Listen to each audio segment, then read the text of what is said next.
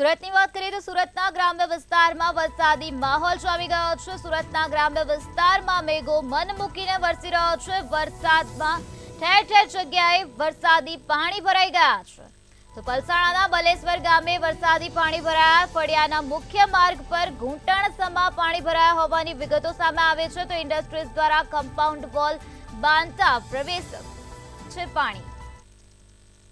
સુરત જિલ્લામાં અવિરતપણે વરસાદ ચાલુ છે અને સૌથી વધુ જો અસર કોઈને થઈ હોય તો પલસાણા તાલુકાને થવા પામી છે અને હાલ અત્યારે જે દ્રશ્યો જે છે તે હાલ પલસાણા તાલુકાના બલેશ્વર ગામ ખાતે આવેલ હાલ અત્યારે નીચાણવાળો વિસ્તાર છે, જેને કારણે હાલ અહીંયા પાણી ભરાઈ જવાની સમસ્યા જોવા મળી રહી છે। લોકોના ઘરોમાં પણ હાલ અત્યારે પાણી ભરાઈ ગયું છે અને લોકોને મુશ્કેલીનો સામનો કરવો પડી રહ્યો છે।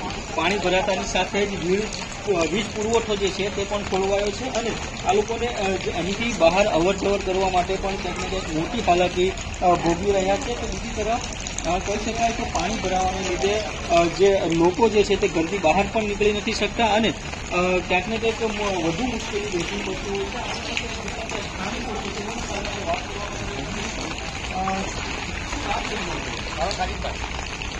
કેવા પ્રકારની તકલીફ આવે છે આ પાણી એ લોકોને બહુ તકલીફ છે। નાના નાના છોકરા છે, અહીંયા રહેવાતું નથી, ખાવાતું નથી, એની કોઈ વ્યવસ્થા કરો।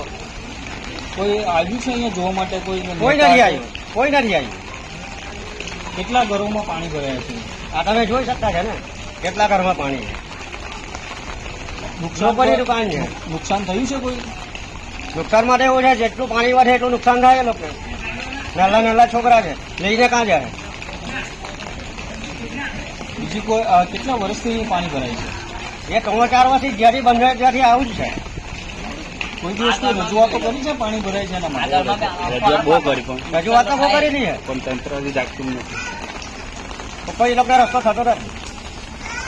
કહી શકાય કે સ્થાનિકો પણ હાલ અત્યારે આક્રોશ વ્યક્ત કરી રહ્યા છે, કારણ કે વારંવાર રજૂઆત છતાં કોઈ પણ પ્રકારનું તંત્ર દ્વારા અહીં જે આ લોકોની મુશ્કેલીનો જે સામનો કરી રહ્યા છે તે પણ હાલ અત્યારે ભારે હાલાકી તેઓને ભોગવી રહ્યા છે। આ જે ઘર બતાવવાના ઘર જે છે ત્યાં હાલ અત્યારે પાણી ભરાઈ ગયા છે અને ઘરવખરીના સામાનો પણ ચોક્કસપણે હાલ અત્યારે અહીં જે ભીના થઈ ગયા છે તેને લઈને લોકોને પણ ભારે હાલાકી વેઠવી પડતી હોય છે। નાના નાના બાળકોથી લઈને હાલ અત્યારે મોટા જેટલા લોકો છે તેઓ પણ જે પાણીની અંદર રહીને ક્યાંક ને ક્યાંક મુશ્કેલીનો સામનો કરી રહ્યા છે, પરંતુ તંત્ર હાલ અત્યારે કોઈ પણ ડોક્યું કરવા નથી આવું તેવા સ્થાનિક લોકો હાલ અત્યારે ગંભીર આરોપ લગાવી રહ્યા છે। અક્ષય મકવાણા, મંતવ્ય ન્યૂઝ, સુરત।